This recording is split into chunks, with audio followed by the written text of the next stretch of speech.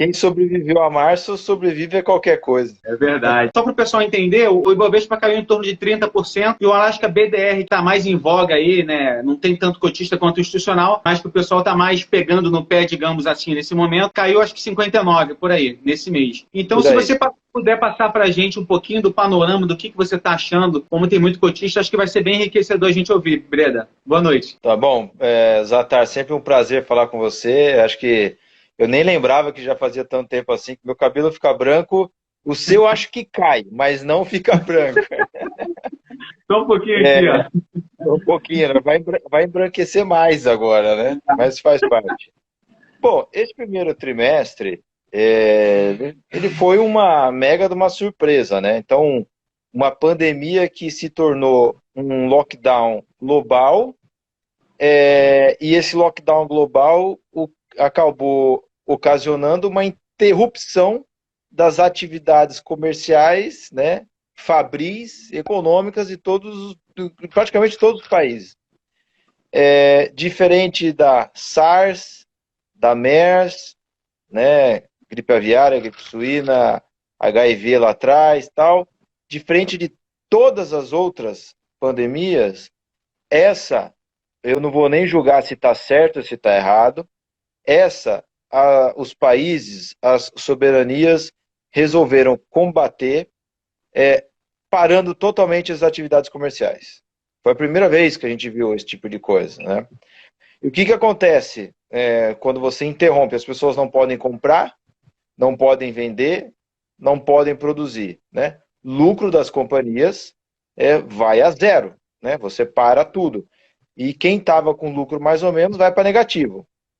Empresa que estava sem caixa, quebra, né? Então você tem uma mega de uma desaceleração econômica, diferente de 2008, onde começou ali com a quebra da Lehman Brothers e teve contágio de outros bancos, e aí o estouro veio dos bancos carregando ativos tóxicos, a casa caiu, literalmente, porque você estava dando alavancagem para um americano mediano que não tinha condições de bancar aquelas casas que ele estava comprando.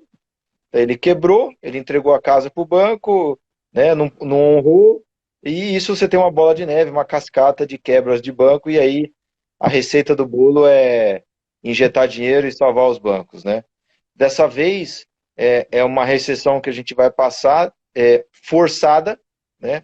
Os governantes falaram: eu sei que você, Zatar, tem capacidade de sair, ir no restaurante, consumir, mas eu não vou deixar você fazer isso. Então isso é diferente, né? Então um período de guerra, né? A sua capacidade de consumo, a capacidade de consumo do americano, do brasileiro, ela não esgotou porque a gente fez bobagem e a gente está devendo muito para o banco e a gente quebrou. Nos forçaram a ficar em casa. Só que isso vira uma profecia autorrealizável.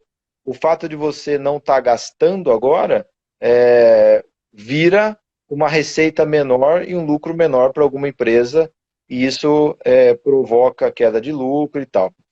Como a gente sabe que bolsa, ela acompanha lucro de empresas, geração de caixa e acompanha o emocional das pessoas, né? O que vai acontecer agora no curto prazo? Além do emocional das pessoas estarem totalmente para o lado pessimista, né, agora, está tendo necessidade de caixa, está tendo necessidade de liquidez, as pessoas estão vendendo para poder ter dinheiro, ter liquidez na mão. Muita gente que estava com dinheiro na bolsa além do que deveriam, agora se deram conta da bobagem que estava fazendo, então está voltando para a proporção mais correta. Tem casos, você deve saber aí, deve escutar histórias de muitas pessoas que estavam comprando ações de forma muito alavancada e foram praticamente executadas, né? Então, muita gente que tinha uma grana boa em ações agora está devendo para as corretoras, que comprou de um jeito inadequado. E o que a gente vai ver é que os preços das ações estão refletindo mais ou menos o que vai acontecer com o lucro dessas companhias nos próximos trimestres, né? O mercado está antecipando, acho que o mercado vai acertar o que vai acontecer com o lucro das empresas, né, da bolsa. Então, se o mercado dividiu por dois, é muito possível que no agregado o lucro das companhias vão dividir por dois. Vai ter lucro de empresa que vai para zero, tem lucro de empresa que vai para o negativo, vai para prejuízo, e tem lucro de empresa que vai até aumentar. Não vai acontecer nada. Então, se você pegar o lucro da Suzano da Klabin em dezembro, possivelmente o lucro de março e abril vai ser maior. Porque o dólar está acima, né, e o preço da celulose subiu. Se a gente pegar Rumo, provavelmente o lucro da Rumo vai aumentar, porque o carregamento de soja está sendo forte. Então, no agregado, no Ibovizão, divide por dois, mas você tem que analisar caso a caso. Então, é uma bomba que explodiu, né? Uma guerra que tem começo, meio e fim. Possivelmente a gente está chegando no meio. O fim dela é quando a gente começar a ver os casos, os novos infectados desacelerando. Hoje eu estava vendo as curvas dos países, parece que a gente está chegando na fase meio flat, né? Meio platô. Talvez daqui uns 2, 3 meses a gente comece a ver isso ceder. Então acho que a gente está passando possivelmente pelo meio. Se a gente olhar a China, você pode questionar os dados lá ou não, mas na China já está na fase final. E eu não preciso nem ver dado de infectado lá. A gente conversa com a Marco Polo, a fábrica da China voltou. A gente conversa com a Valid, que faz chip no mundo, a fábrica lá na China já está operando.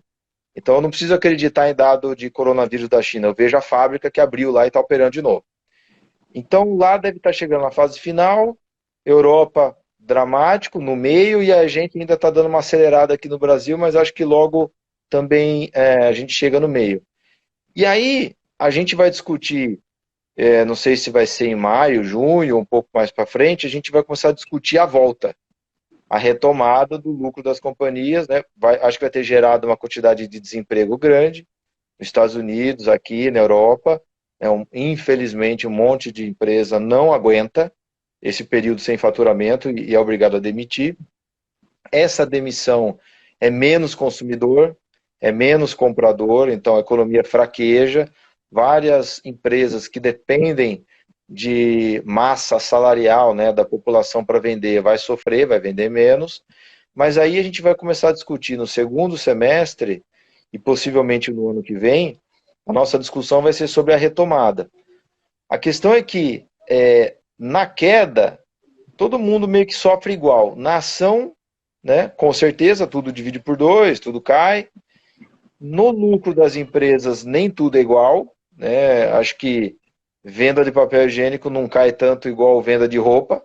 Né? Então, venda de papel higiênico mantém estável, a venda de roupa lá da Renner não dá. Né? A loja está fechada, não tem o que fazer. Mas na retomada, também tem outra diferença. Tem aqueles setores que são prejudicados agora, por exemplo, venda de roupa, né, da Renner. A gente não tem Renner, mas vou usar esse exemplo que fica mais fácil. A Renner está com a loja fechada, o faturamento desaba, eles acabaram de anunciar que vão postergar pagamento de dividendo, decisão acertada, preserva a caixa, né, você não sabe quantos dias ainda de quarentena, mas é uma empresa dominante, tem acesso a capital, tem recurso para poder aguentar essa asfixia de oxigênio, que é geração de caixa, e na retomada é certeza absoluta que vai ter menos concorrentes. Alguns vão ficar pelo meio do caminho, alguns talvez muitos. Em vários setores da economia a gente vai ver uma mortalidade alta. Só que não é a Renner que morre, infelizmente é o pequenininho. É o mediano, é o cara que tem acesso a capital caro. E nessa retomada, para as empresas listadas, né, as empresas listadas em bolsa, que são poucas, né? A gente tem 400 empresas listadas na bolsa, tem 200 com alguma liquidez, o índice tem 70 empresas. Então, são números muito pequenos, 100 empresas, 200. Quando a gente olha o Brasil, a gente tem 8 milhões de CNPJs, né? Então, imagina assim, o purgatório que vai ser para essas empresas em geral. Então, na retomada, as empresas listadas vão observar um mercado, elas vão atuar num mercado muito menos competitivo. Então, é um darwinismo feroz que vai ocorrer agora, por conta desse lockdown. Se é acertado ou não, a gente vai ver depois. Aparentemente né? Você tem que dar uma segurada na aceleração, mas acho que logo a gente deve migrar para alguma quarentena, algum lockdown vertical, isolar mais os grupos de risco, porque a economia vai ter que retomar de alguma forma. Senão você tem queda de 50% do PIB, não tem nenhum estado que aguenta isso. E no final dessa história, quando a gente estiver discutindo a retomada, tem aquela entidade que sempre volta, cai, mas volta, cai, mas volta, que é a Bolsa, né? Essa tomou todos os tombos de todas as guerras possíveis desde quando a Bolsa existe, e ela insiste em voltar. Né? Insiste em voltar porque ali você tem o topo da cadeia alimentar do capitalismo, então é o último a morrer, né? E como a gente não vai, né, a gente não avança até matar todas as empresas, né? Por mais que você tenha Primeira Guerra Mundial, a Segunda Guerra Mundial matou 20 milhões de pessoas, né? Se você vê o que foi o mercado acionário nesse período, você não percebe. Você não percebe a Segunda Guerra Mundial acontecendo. E morrer 20 milhões de pessoas e você parar a fábrica da Ford nos Estados Unidos para fazer tanque de guerra, você invadir país, né, invadir a França, e mesmo assim você não para o mercado acionário, é porque esse bicho é insistente, né, e ele volta. Então a gente vai ver a volta, a gente vai ver a volta aqui no Brasil. O que as pessoas não deveriam ficar fazendo, e o Viktor Frankl, naquele livro Meaning, né, que ele conta a história de quando ele estava nos campos de concentração lá de Auschwitz, né, o que as pessoas não deveriam fazer é o que aquelas pessoas no campo de concentração faziam e morriam, eram os que morriam. Tinha dois grupos de pessoas nos campos de concentração. Tinha os que se ajoelhavam, adoeciam, ficavam fracos, morriam, e os que ficaram vivos, né? E qual que é a principal diferença entre os dois grupos de pessoas? O primeiro grupo, o que morria, o que ficava com desgosto da vida, ficava doente e tal, eram pessoas que tinham falsas esperanças. O que era essa falsa esperança? Ela falava o seguinte, ela imaginava, olha, não é possível, os alemães vão soltar a gente na Páscoa. Não, quando chegar no Natal eles vão soltar, não vão segurar a gente tanto. Então eu acho que daqui 2 meses eles vão nos soltar. Chegava na Páscoa, não soltava, chegava depois de 6 meses, não soltava, e a pessoa morria com uma desesperança e uma solidão, uma angústia que atingia a alma dela, morria, não aguentava. E tinha outro grupo de pessoas que falavam o seguinte, eu vou ficar de pé, eu vou comer, eu vou ficar aqui, vou tomar o meu sol, eu sei que eu vou ser solto, mas não sei quando. Eu sei que eu vou ser solto, né? Então, aquela crença na volta é o que manteve aquelas pessoas de pé e foram soltas. Então, assim, quem está na Bolsa agora, evite fazer a conta. Não, eu acho que em maio a Bolsa volta. Ou, em dezembro vai bater 120 mil de novo, eu vou recuperar tudo que eu perdi. Não coloque data, porque a gente não sabe, mas tenha a certeza de que volta, né? Assim é a história do mercado acionário. E enquanto você estiver vendo barganhas ou bons ativos sendo negociados por preços muito baixos, porque agora a empresa não tem lucro, agora o shopping está fechado, e isso está gerando um estresse de curto prazo, é onde você consegue achar as maiores promoções, né? Então, teve o lockdown, teve essa bomba que estourou, tem muitas empresas que estão preparadas para enfrentar esse período, elas serão as sobreviventes, e quando a gente passar por um mercado de recuperação, muito provavelmente elas vão atingir patamares muito superiores de lucro, de geração de caixa, de faturamento, do que elas estavam tendo antes de estourar o coronavírus. Então, esse é o cenário que a gente está imaginando.